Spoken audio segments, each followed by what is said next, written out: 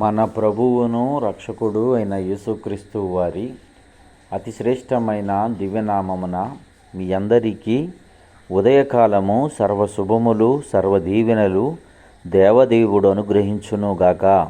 Amen. దేవుని బిడ్డలారా, ఈరోజు 9వ తారీఖు సెప్టెంబర్ నెల 2024 సంవత్సరము. ఈరోజు దేవుని వాగ్దానము యెర్మీయా గ్రంథము 29వ అధ్యాయము 12వ వచనము. నేను మీ మనవి ఆలకింతును.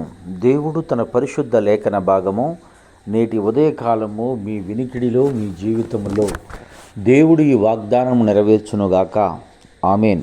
దేవుని బిడ్డలారా, దేవదేవుడు తెలియచేస్తున్నటువంటి మాట, నేను మీ మనవిని ఆలకింతును.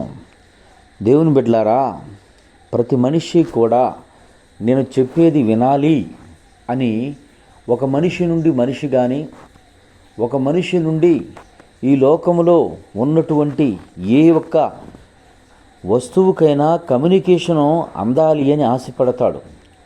ఆ కమ్యూనికేషన్ అందినప్పుడు వాళ్ళు వినాలి అని ఆశపడతాడు. ప్రియ సహోదరి సహోదరులారా, మీరు నివసిస్తున్నటువంటి ప్రాంతంలో మీ ప్రాంతానికి ఒక గొప్ప నాయకుడు, ఒక గొప్ప లీడరు, ఒక గొప్ప వ్యక్తి మీ మధ్య మీ ప్రాంతంలో ఉన్నప్పుడు ఆ వ్యక్తితో నీ మాటలు, మీరు మాట్లాడే మాటలు తను వింటున్నాడు, ఆలకిస్తున్నాడు అని ఆ వ్యక్తే మన గురించి తెలియచేస్తే ఎంతో సంతోషము కదా, ఎంతో ఆనందము కదా. మనంత గొప్పవారు లేరు అని ఆశపడతాం కదా. మన రాష్ట్ర ముఖ్యమంత్రి, మన దేశ ప్రధానమంత్రి, లేక మన రాష్ట్రాన్ని పరిపాలించే నాయకులు, మన రాష్ట్రానికి ఉన్నటువంటి, మన దేశానికి ఉన్నటువంటి రాష్ట్రపతి అయినటువంటి నాయకుడు మన మనవిని ఆలకించాను, మీరు మాట్లాడే మాటలు బాగున్నాయి అని చెప్పి ఎన్ని మీ గురించి సాక్ష్యం చెప్పాడు అంటే మనం ఎంతగా సంతోషిస్తామో, ఎంతగా పొంగిపోతామో, ఎంతగా ఆనందిస్తామో.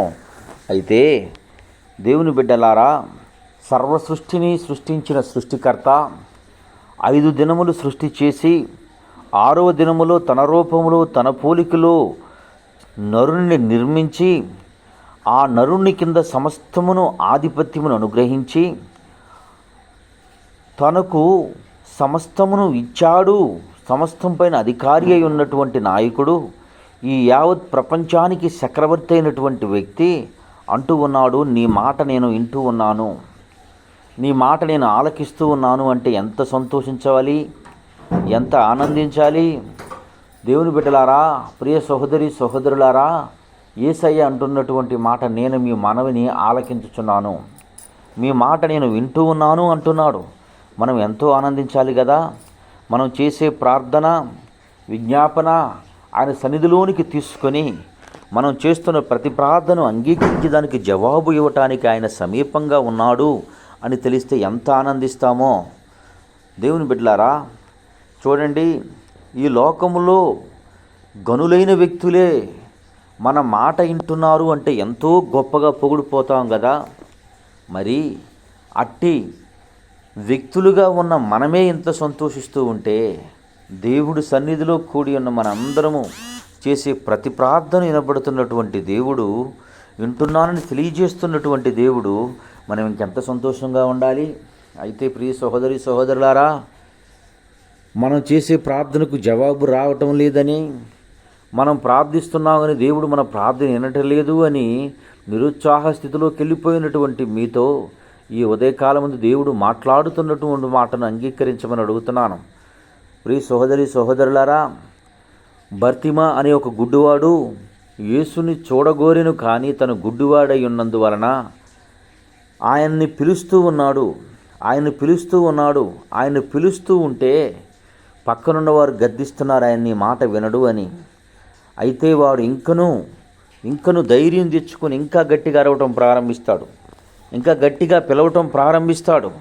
అయితే ఆ మాట విన్న యేసయ్య అంటూ ఉంటాడు, నన్ను ఎవరో పిలుస్తున్నారు అని చుట్టూ సమూహం చుట్టముట్టి ఉన్న అనేక రకాల ఆటంకాలు ఈ గుడ్డివానికిని యేసయ్య రావటానికి వాళ్ళు కలిగించాలని ప్రయత్నం చేసినా ఆయన వచ్చి అడుగుతున్నాడు నీకేం కావాలి అని. ప్రియ సహోదరుడా, నీ జీవితంలో ఇప్పటివరకు నువ్వు చూడలేనటువంటి గుడ్డితనంతో కలిగి ఉన్నావేమో.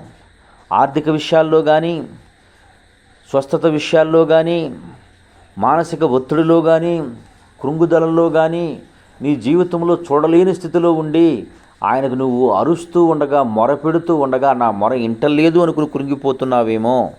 దేవుడు అంటున్నాడు, నా కుమారుడా నీ మాట వింటున్నాను, నా కుమార్తె నీ మాట వింటున్నానని చెప్తున్నాడు. కనుక ఆయనదు ధైర్యం కలిగి ప్రార్థించు.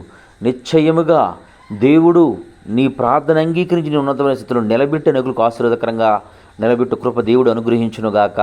ఆమేన్. తండ్రి నీకు వందనాలు, స్తోత్రములయ్యా. ఉదయకాలం ముందు నీ బిడ్డలైన వారు ఎందరు బిడ్డలు ఈ మాటలు వినిచున్నారు, వారందరి జీవితముల్లో తండ్రి ఆనందం, సంతోషం అనుగ్రహించి కృప చూపి నడిపించమని యేసయ్య నామం పేరట ప్రార్థన చేయుచున్నాను తండ్రి. ఆమేన్. తండ్రి అయిన దేవుని ప్రేమయు, కుమారుడైన యేసుక్రీస్తు వారి కృపయు, పరిశుద్ధాత్మ తండ్రి అన్యోన్య సహవాసము ఇప్పుడును ఎల్లప్పుడూ సన్నిధులు సదాకాలం తోడేండి ఎంబడించి నడిపించునుగాక. ఆమేన్. God bless you. దేవదేవుడు మిమ్మల్ని దీవించి ఆస్వాదించునుగాక.